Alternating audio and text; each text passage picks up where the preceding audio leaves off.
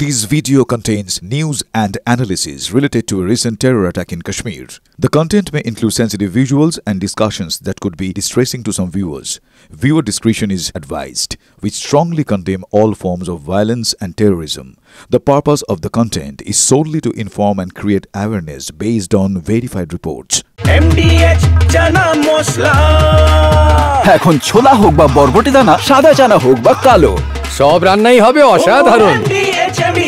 যে খবর আপনাদেরকে দিচ্ছি বারবার করে, ভারতের প্রত্যাঘাতের ভয়ে কাঁপছে পাকিস্তান। না, আমরা বলছি না, বলছে সমস্ত ছবি, বলছে যে সমস্ত তারা স্টেপ নিচ্ছে সেগুলোই। কারণ দেখুন, ভারতীয় সেনার নজর এড়াতে ছদ্মবেশে পাক সেনা, ইউনিফর্ম নয়, স্থানীয় পাঠানি স্যুট পরে অস্ত্র হাতে সীমান্তের ওপারে নজরদারি পাক সেনার।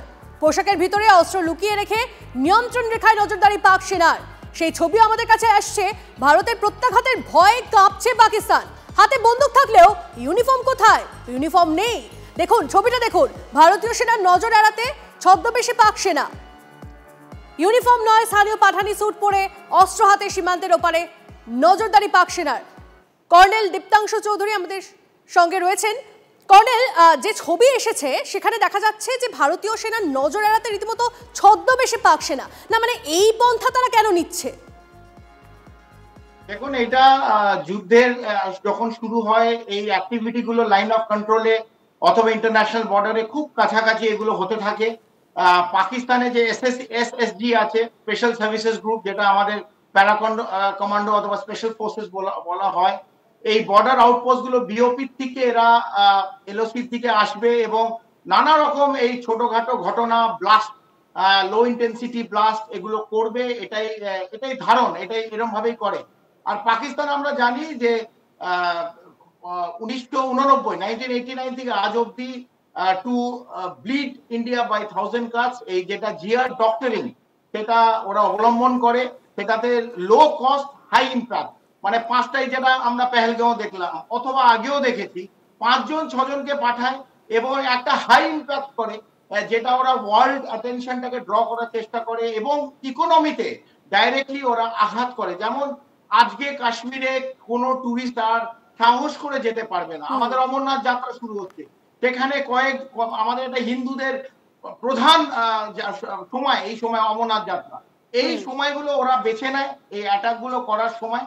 তবে আমার মনে হয় ভারত 140 কোটি দেশ এবং ভারতের হুঙ্কারে পাকিস্তানের ঘাম বেরিয়েছে এবং পাকিস্তানের যে প্রধান যে মদতপুষ্ট এবং প্ল্যানিং করেছে জেনারেল আসিম মুনির, সময় হয়েছে তাকে একটা যোগ্য জবাব দেওয়া। কর্নেল, এই যে ইউনিফর্ম নয়, স্থানীয় পাঠানি স্যুট পরে অস্ত্র হাতে তারা নজরদারি রাখছে, এটাতে কি এটা প্রমাণিত হচ্ছে যে তারা কোনো কারণে ভয় পেয়ে রয়েছে এবং সেই জন্য এভাবে তারা স্থানীয় পাঠানি স্যুট পরে রয়েছে?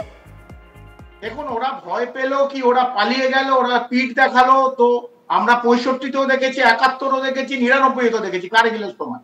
তো ওরা দুটো গালে থাপ্পড় খেতে ভালোবাসে এবং 71-এ একটা দেশকেই, মানে পূর্ব পাকিস্তানকে কেটে দেয়া হলো। সেই রাগ, সেই লজ্জা এরা আজ পর্যন্ত সেটাকে নিতে পারেনি। এটা হচ্ছে এক। দ্বিতীয়ত, আমাদের যে প্রস্তুতি সেটা দেখছে, আমাদের যে মোবিলাইজেশন, ওরা জানে সামরিক বাহিনী, ইন্ডিয়ান এয়ারফোর্স এবং Indian navy already INS Vikrant আরব মহাসাগরে সেল করেছে। তার সঙ্গে সঙ্গে সিবিজি, অন্যান্য যে ডেস্ট্রয়ার এবং ফ্রিগেট করাচি বন্দরে খুব আগে, তাদের এই কমপ্লিট ট্রেড যেটা যায়, মানে পণ্য জাহাজ যেটা পাকিস্তানে ঢোকে, সেই জায়গাটা ওরা ব্লকেট করেছে। 10 দিন 12 দিন যদি সেই ট্রেড এবং তেল পাকিস্তানে না ঢোকে, ক্রুড অয়েল, তাহলে পাকিস্তান এমনি বসে পড়বে। তৃতীয়ত, আমাদের আইএনএস, এটা মানে আপনাদের টেলিভিশনে প্রথম বলছি, আরিহান্ত এবং আরিঘাত, এই দুটো নিউক্লিয়ার সাবমেরিন যেদিন আমাদের এই এয়ারক্রাফট ক্যারিয়ার আরব মহাসাগরে সেল করেছে, সেই একই দিনে আইএনএস আরিহান্ত এবং আইএনএস আরিঘাত, এই নিউক্লিয়ার সাবমেরিন, যেটা আমাদের দক্ষিণ পূর্ব এশিয়া এবং মধ্য এশিয়া আর কারোর কাছে নেই এবং পুরো পৃথিবীতে বিশ্বের খুব কম দেশের কাছে এই নিউক্লিয়ার সাবমেরিন আছে।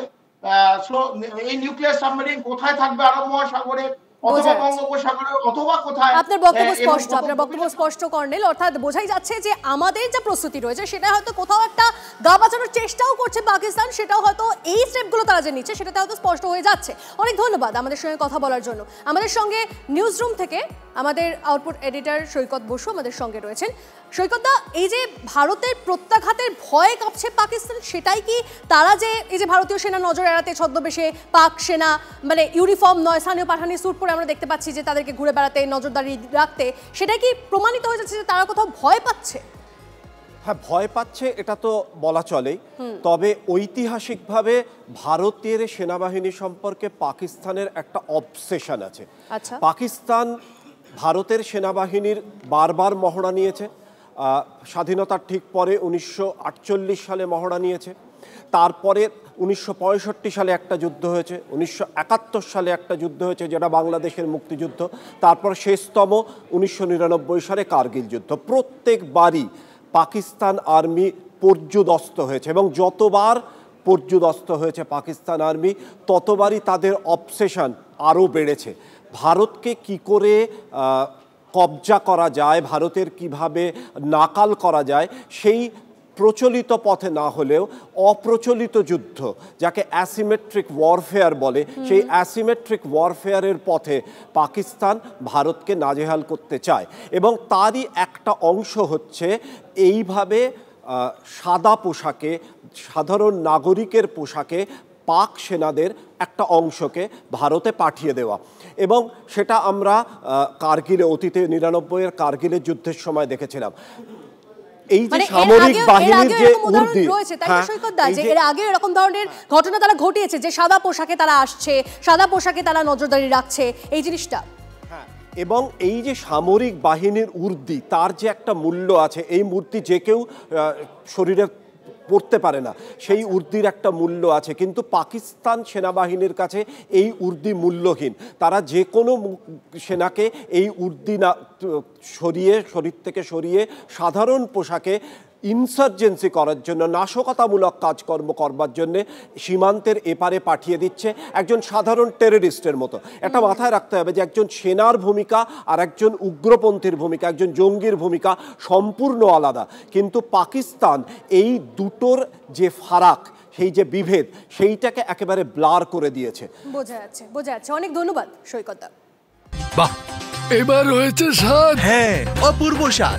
এমডিএচ এর চাঙ্কি চাট মশলা, জীবনে আসল স্বাদ জাগলো। আসল মশলা, এমডিএচ।